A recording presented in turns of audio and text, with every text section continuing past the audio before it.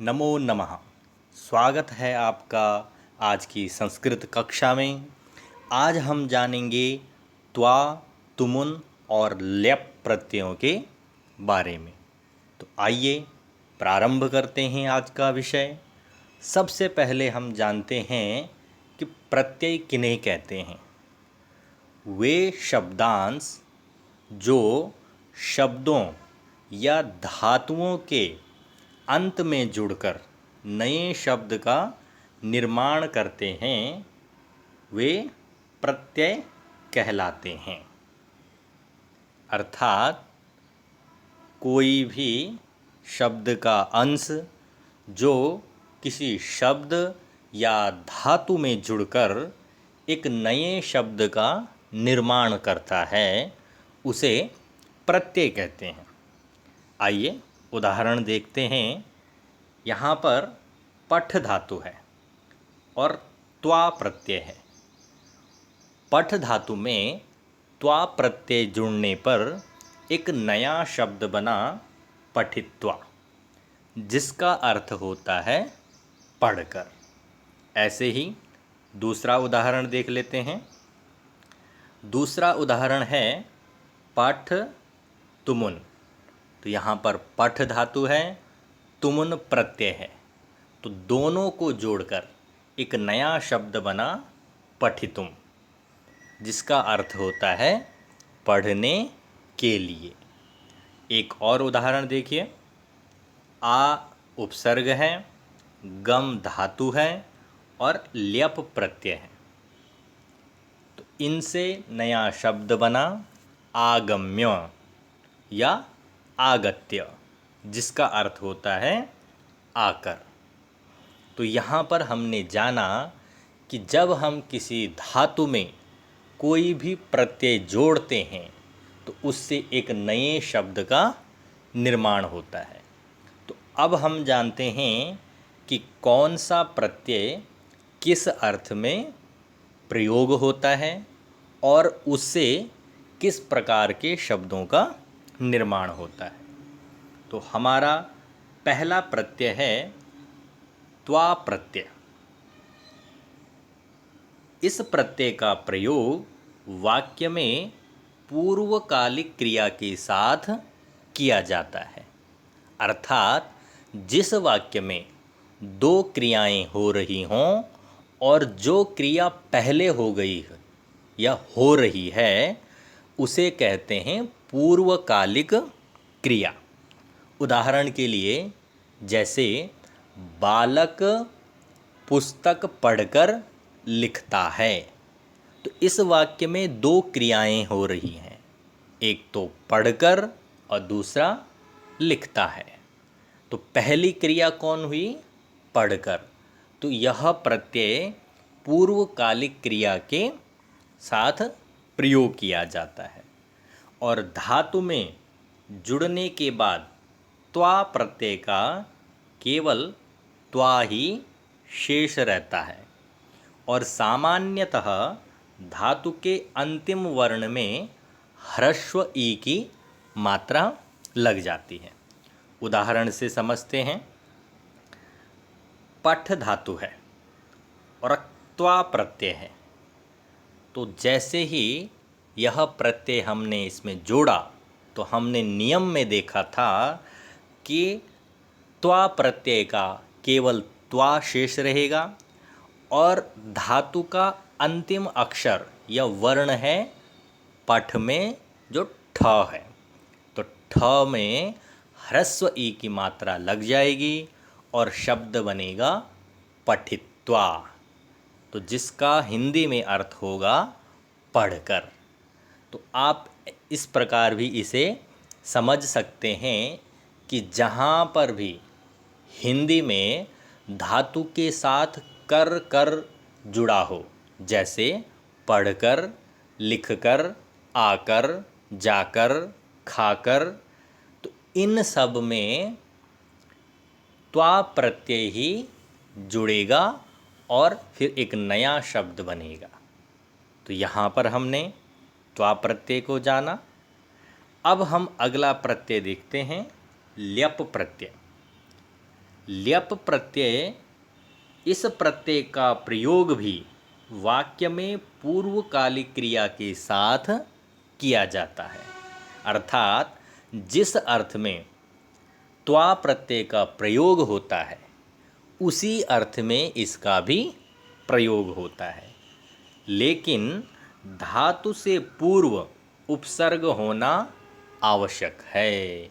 अर्थात यह प्रत्यय उसी धातु में जुड़ेगा या लगेगा जिस धातु से पहले उपसर्ग हो, और धातु में जुड़ने के बाद ल्यप प्रत्यय का केवल य शेष रहता है। तो आइए उदाहरण से समझते हैं। यहाँ पर गम धातु है और गम धातु से पहले हम देख रहे हैं कि आ उपसर्ग है और हमें शब्द बनाना है आकर। तो अर्थात यहाँ पे या तो हम त्वा प्रत्यय का प्रयोग करेंगे या ल्यप प्रत्यय का प्रयोग करेंगे। तो त्वा प्रत्यय केवल उसी स्थिति में कार्य करता है जब धातु में उपसर्ग नहीं हो, और ल्यप प्रत्यय उस स्थिति में कार्य करता है जब धातु से पहले उपसर्ग हो। तो दोनों एक ही अर्थ में कार्य करते हैं, लेकिन स्थिति अलग अलग है। तो यहाँ पर आ उपसर्ग गम धातु ल्यप प्रत्यय होने पर ल्यप में से पौ भी हट जाता है, लौ भी हट जाता है, केवल य शेष रहता है, और इसे अगर हम जोड़ देंगे तो शब्द बनेगा आगम्य, और आगत्य भी बनता है। तो दोनों शब्दों का प्रयोग होता है। तो इसी प्रकार से हम और उदाहरण देखेंगे। जैसे छाल धातु है, प्र उपसर्ग उसमें जुड़ा हुआ है, तो वहाँ पे ल्यप प्रत्यय करेंगे तो शब्द बनेगा प्रक्षाल्य। तो इस प्रकार के जो शब्द हैं वे ल्यप प्रत्यय करके बनते हैं। अर्थ वही है जो त्वा प्रत्यय का था, अर्थात उसी अर्थ में दोनों प्रयोग हो रहे हैं, लेकिन दोनों की कंडीशन या स्थिति अलग अलग है। दोनों अलग अलग स्थिति में कार्य करते हैं। अब अगला प्रत्यय देख लेते हैं, तुमुन प्रत्यय। इस प्रत्यय का प्रयोग वाक्य में के लिए अर्थ में किया जाता है। अर्थात जब हमारे वाक्य में के लिए संप्रदान कारक का चिन्ह का प्रयोग हो रहा हो, जैसे बालक पढ़ने के लिए विद्यालय जाता है, पढ़ने के लिए। तो इस के लिए अर्थ के लिए हम धातु में तुमुन प्रत्यय जोड़ते हैं, उससे जो नया शब्द बनता है उसे हम वाक्य में प्रयोग करते हैं। धातु में जुड़ने के बाद तुमुन प्रत्यय का तुम ही शेष रहता है, और सामान्यतः धातु के अंतिम वर्ण में ह्रस्व ई की मात्रा लग जाती है। यहाँ पर सामान्यतः इसलिए लिखा गया है कि हम व्याकरण में देखेंगे कई बार आकारांत धातु आ जाती हैं, जैसे दा धातु है तो वहाँ पर दातुम बनेगा। ऐसे क्री धातु है उसका कर्तुम बनेगा। तो सभी धातुओं में यह नियम नहीं लगता है, लेकिन अधिकांशतः या सामान्यतः यही प्रक्रिया होती है कि धातु का जो अंतिम अक्षर है उसमें छोटी ई की मात्रा लग जाएगी। उदाहरण से समझते हैं। पठ धातु है, तुमुन प्रत्यय है। अब तुमुन में से केवल तुम शेष रह जाएगा, नौ भी हट जाएगा, ऊ भी हट जाएगा, केवल तुम शेष रहेगा। और धातु का अंतिम अक्षर, धातु क्या है यहाँ पर? पठ है, और पठ में अंतिम अक्षर है ठ, जो कि हलंत है, आधा है। तो उसमें छोटी ई की मात्रा लग जाएगी, तो शब्द बन जाएगा पठी, और तुम को उसमें जोड़ देंगे तो शब्द बनेगा पठितुम, तो जिसका अर्थ होगा पढ़ने के लिए। ऐसे अन्य भी शब्द बनेंगे, लेखितुम, हसितुम, चलितुम, खादितुम, तो ये सभी क्या हैं, तुमन प्रत्यय के उदाहरण हैं।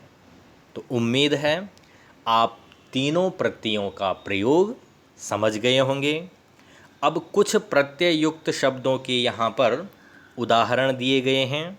जैसे यहाँ पर मैंने त्वा और तुमुन प्रत्यय को एक साथ ले लिया है, क्योंकि दोनों केवल धातु के साथ ही प्रयोग होते हैं।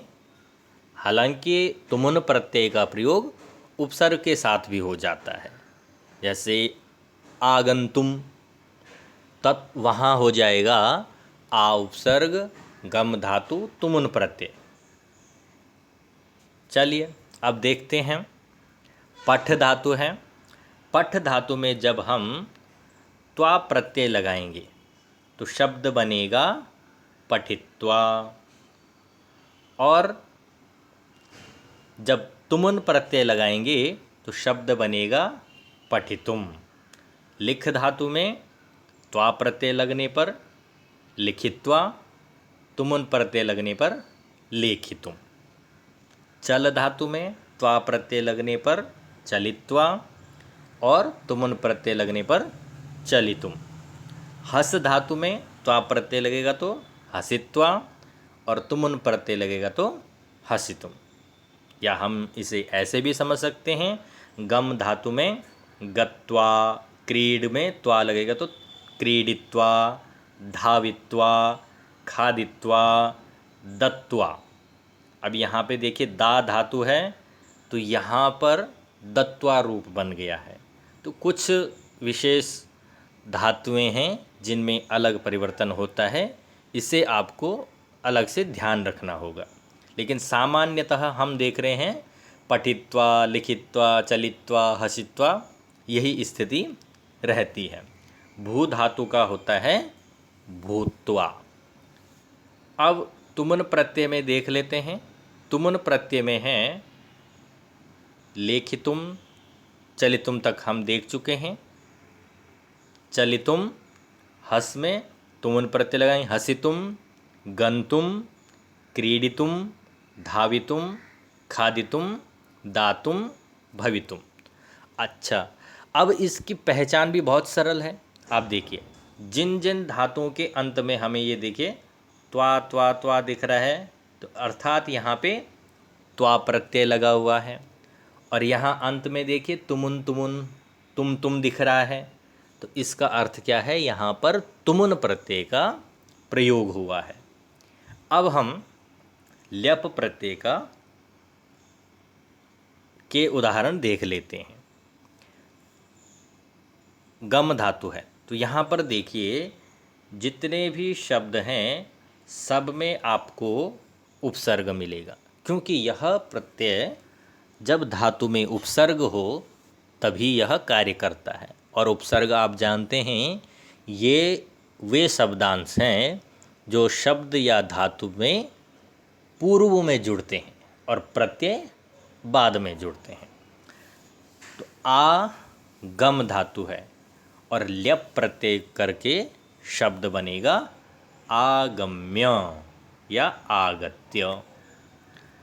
प्र उपसर्ग है, छाल धातु है, नया शब्द बनेगा प्रक्षाल्य, जिसका अर्थ होता है अच्छी प्रकार से धोकर।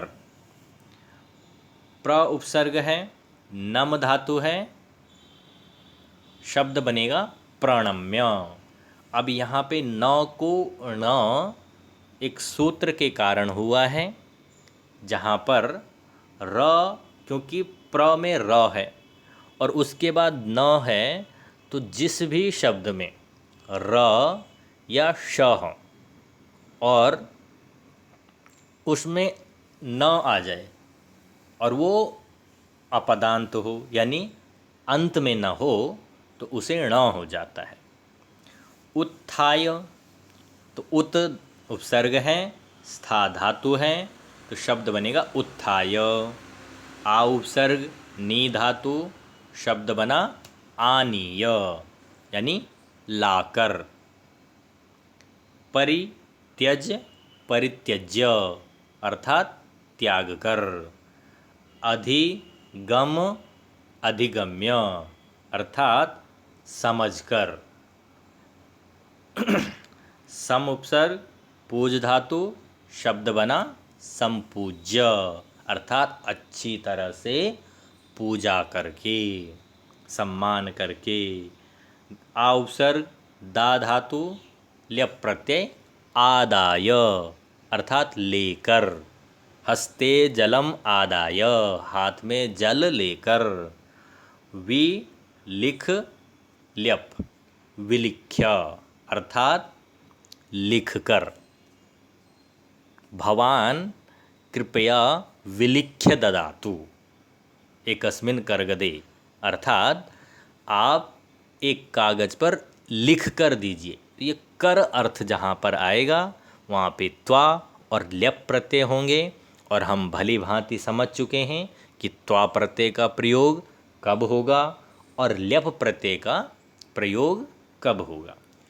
अब आपके लिए कुछ गृह कार्य के रूप में एक प्रश्न दिया गया है, इसे आप स्वयं हल कीजिए ताकि आपको यह भी पता लग जाए कि हमें कितना समझ में आया, हम कितना इसका प्रयोग जान पाए। तो कोष्ठक में दिए गए धातुओं में उचित प्रत्यय जोड़कर रिक्त स्थानों की आपने पूर्ति करनी है।